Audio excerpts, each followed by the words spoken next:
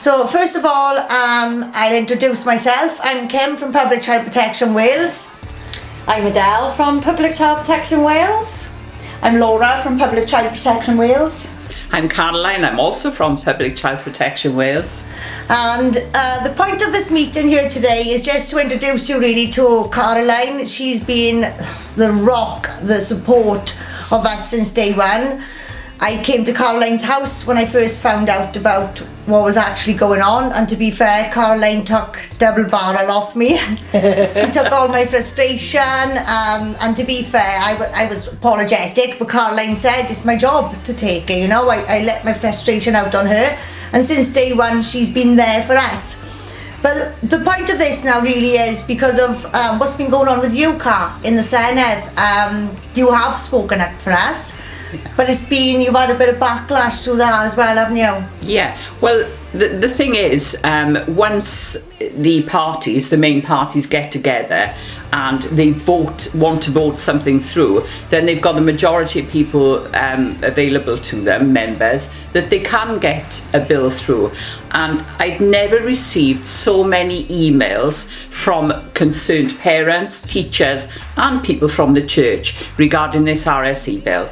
So when Kimberly was coming down as well, obviously Kimberly was irate about the situation, but as were many other people. So it became natural for me to want to represent the people and not just go ahead and vote something through, which I hadn't at that time researched myself thoroughly. But I had asked a question on behalf of my constituents because they didn't want it. It wasn't voted for. It was 88.7% against. So therefore, I want to represent the public as we're supposed to be representing our constituents. And I did take a lot of backlash, as Kimberly says, for it. But I'm grateful to Kimberly and all the team, Adele, Laura.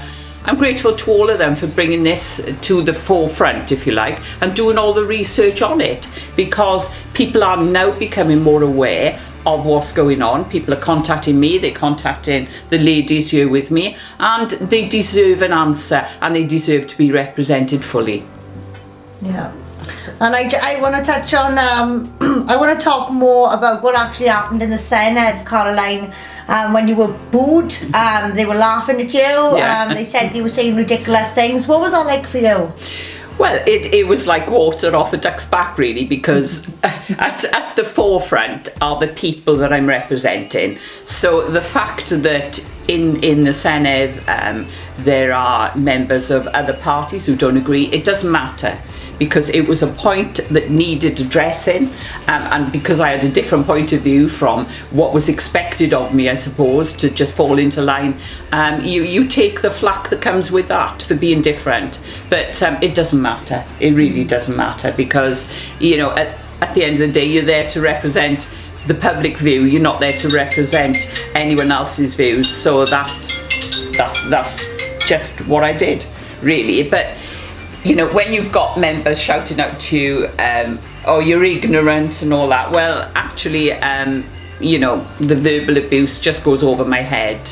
And I thought the way that Kirsty Williams conducted herself, it was more of a reflection on her and not me.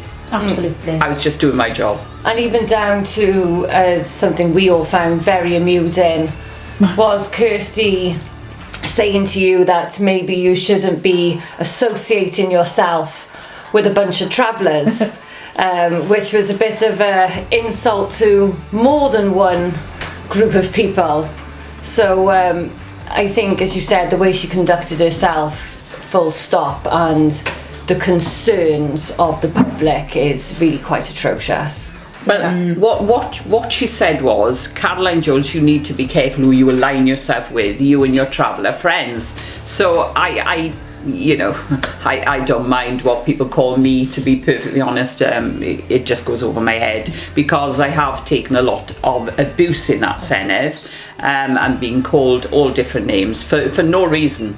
So this was just another way of them trying to make you see their point of view and bringing you into line, so to speak. But that's not democracy, because people should be allowed to voice their own opinions and those of their constituents. So I won't be cowed down by anybody, if you like. Good. And I think that was quite an uncomfortable watch for us, as not just as an organisation, but as parents, to see a long-standing member of the Senedd deliver a speech in that way. You know, that was very unprofessional, and from our point of view as well, because we actually know what's going on, it's quite patronising as well, isn't it? You know, we just been completely ignored on the issue. Every single time we try to correspond. I think the only time Kirsty really corresponded with us was on the 5th of March. And that was when she admitted that she had no idea this is a global sex education. Yes. From there, 4 days later, they voted it in, you know? And it's, again, what is being told, the message that is getting out there is very mixed. I know today a school in Torvine has been discussing the RSE with its school. It had a person in this meeting who's representing Torvine, implementing this through Torvine, sat there saying that yes, there is a parental opt-out, that they will, even when this is mandatory in 2022, there will still be a parental opt-out, that the government has not come to a decision on withdrawing parental opt-out yet.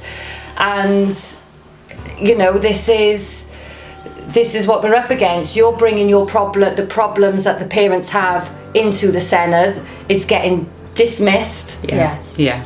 And then on top of that, you have schools who clearly haven't been given the correct information. Yeah. Because, well, you could see with Kirsty Williams' reply that there is no parental opt-out, and she says she clearly says that the children have the rights over the parents. Yes. That is said there. Yeah. And she doesn't want the parental opt-out. So that's a no-go area anyway for her. You know? I want to pick up on something else that she said. She's something along the lines of, for long enough now, parents have got in the way of their children having an education. That's the way she put it across.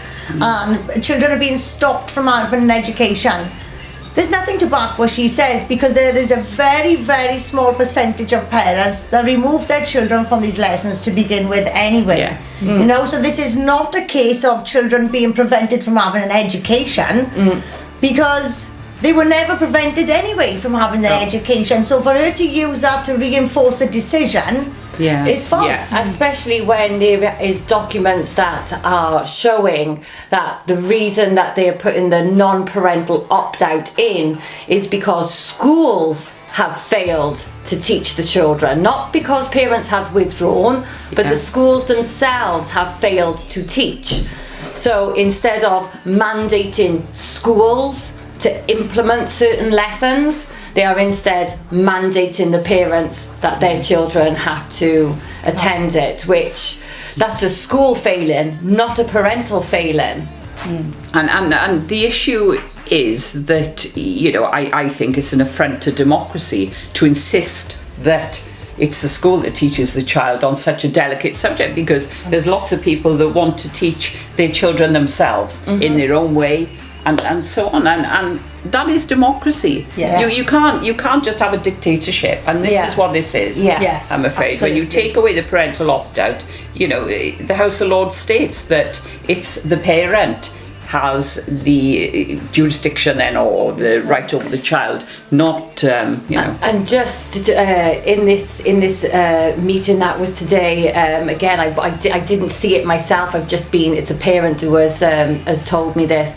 Again, these teachers were also saying how that currently they were showing what they're currently teaching, and then reassuring parents that they're pretty sure that this is what they're going to continue teaching, that they can't see it changing that much.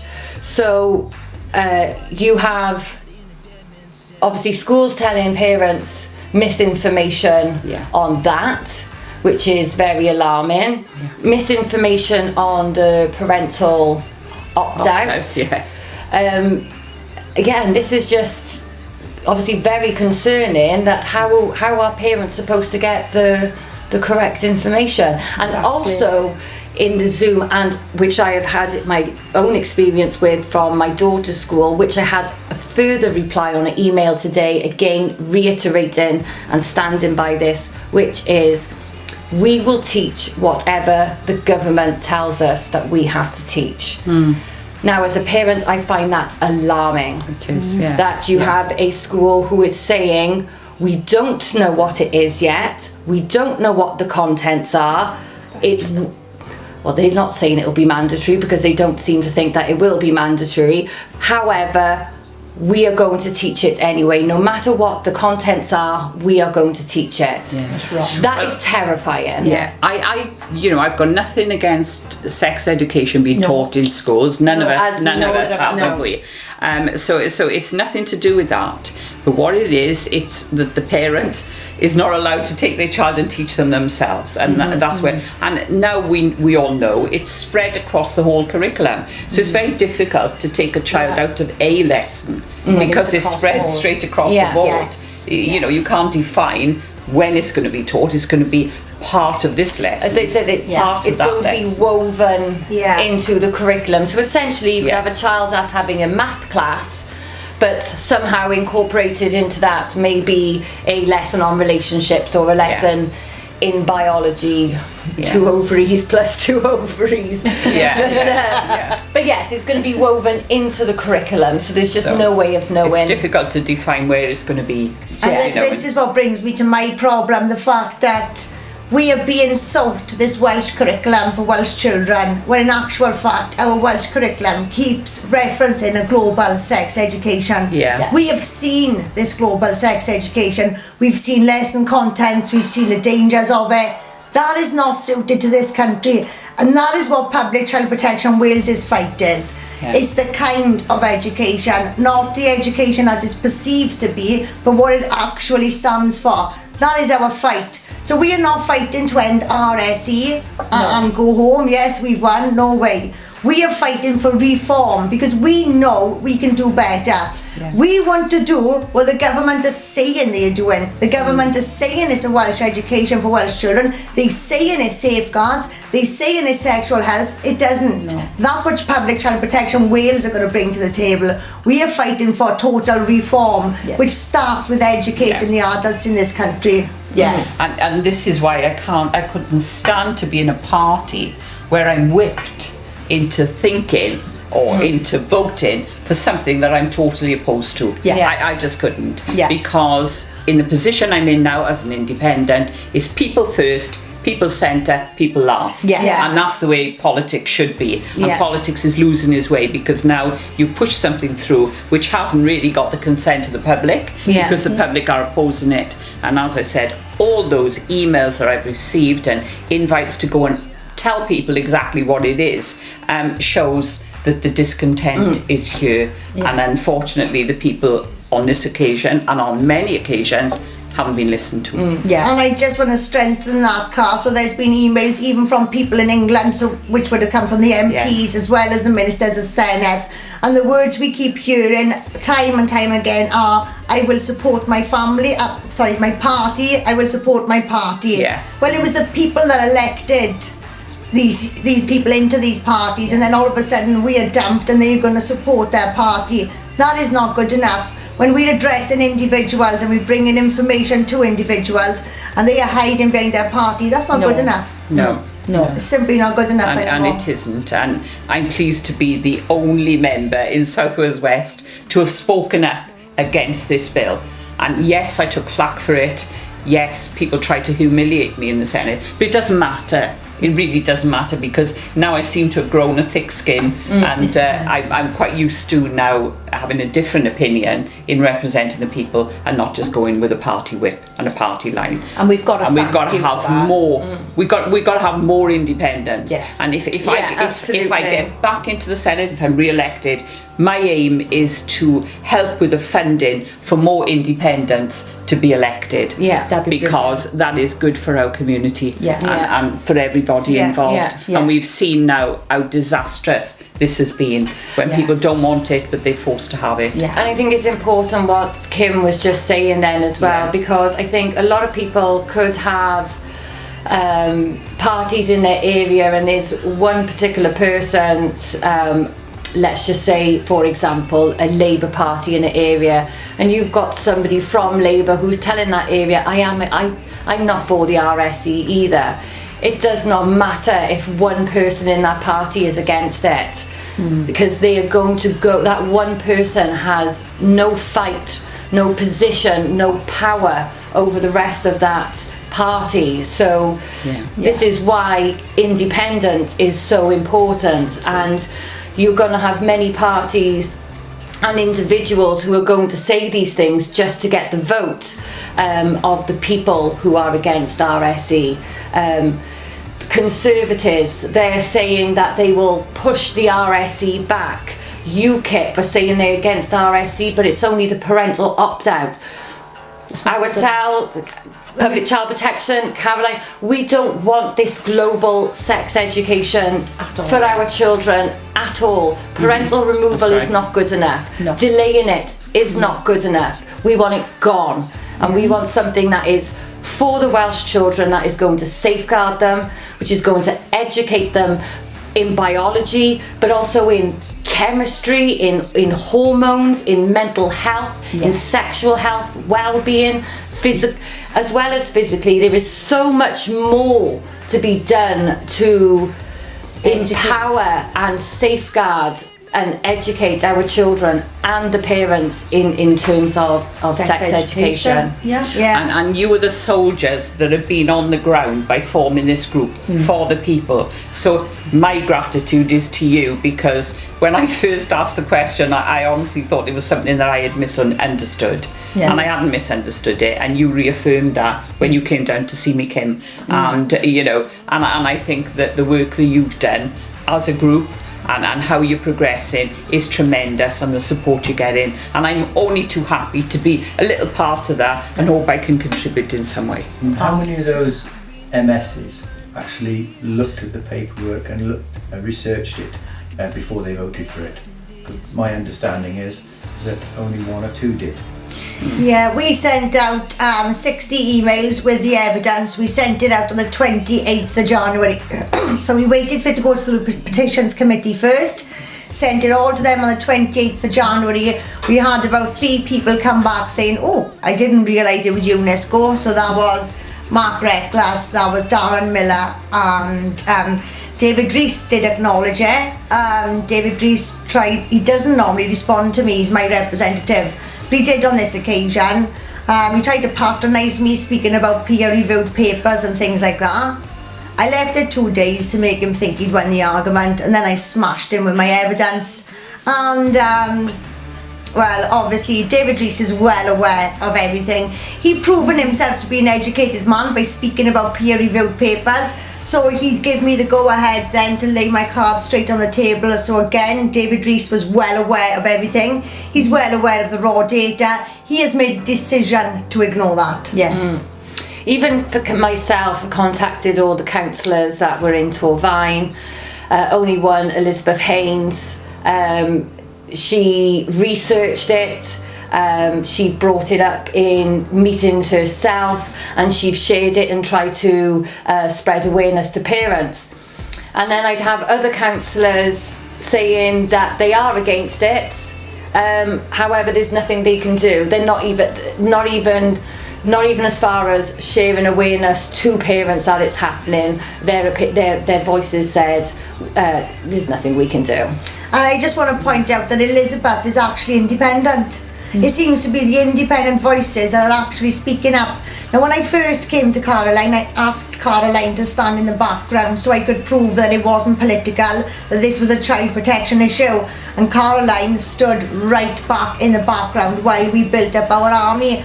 And that just goes to show the difference between going after a vote and really supporting what the people needed and what the people wanted at that time. Yeah. Yes. Yeah, I couldn't take anything from you, because you were the guys that were doing the research, you were doing all the work, you were educating people really on what was happening. So it wasn't my place as a politician to come in and steal the limelight, because I hadn't done the preparatory work. That's all down to you people. And we're a team now, aren't we, guys? Yeah. Massive. Very big team. And all Yeah. brilliant. So there we are. All of us. And I'm eternally grateful to you for highlighting it to grateful me. to you. And you know, if there was anything I could do, I've done all that I can do. It hasn't worked out the way we want it because the bill is going through. hasn't, But we can but try and make people aware of what's coming. Yeah. And I think people deserve that know. at the very least. Yeah. Yes. What we can do now is educate. Yeah. Yeah. And we need those who are in any kind of position of power, whether that's a teacher, a school, a governor, a politician. We need everybody to stand with Public Child Protection Wales so we can fight this unified rather than individual little groups trying to fight it individually. Yeah. We need to unify and we need to fight together. We have had somebody say that their school is saying that they do not want to teach this, that they are going to stand against this. It's no good them standing on their own. We need to stand together. Schools, teachers, governors, anybody, anywhere, we got to be united because united is the only way that we are going to fight it. The same way we are uniting also with organisations in England that are fighting this. As the UK, we are going to get this done together, starting with Wales. Yes. Wales is the golden ticket here, guys. We're small enough to form an army. We can. Yeah, so that was just a quick chat with Caroline, guys, introducing you to what's been going on behind the scenes, showing you the importance of independent thinking. We need to stand on our own 2 feet now, come together. We have our own minds. If we're in a place or a position where we're not allowed to speak our minds, then we're in the wrong place, aren't we? So we all need to have a long think, about ourselves, about our positions in society, what we want for our children. And, we've all got some big decisions to make because we've got a big fight in our hands post the 7th of May. Yes. Thank you. Thank you. Thank you.